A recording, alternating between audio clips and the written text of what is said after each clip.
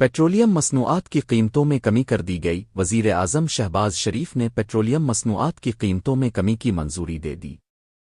وزارت خزانہ نے پیٹرولیم مصنوعات کی قیمتوں میں کمی کا نوٹیفیکیشن جاری کر دیا۔ وزارت خزانہ کے نوٹیفیکیشن کے مطابق پیٹرول کی قیمت میں 5.66 فی لیٹر کمی کی گئی ہے، جس کے بعد پیٹرول کی نئی قیمت 263.2 فی لیٹر ہو گئی۔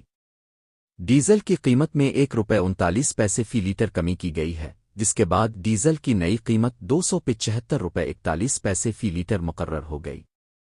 مٹی کے تیل کی قیمت میں 3.26 فی لیٹر کمی کی گئی ہے، جس کے بعد مٹی کے تیل کی نئی قیمت 181.71 فی لیٹر ہو گئی۔ اسی طرح لائٹ ڈیزل آئل کی قیمت میں 2.74 فی لیٹر کمی کی گئی ہے، جس کی نئی قیمت 162.76 فی لیٹر مقرر ہو گئی ہے۔ وزارت خزانہ کے نوٹیفیکیشن میں کہا گیا ہے کہ پیٹرولیم مصنوعات کی نئی قیمتوں کا اطلاق آج رات سے ہوگا۔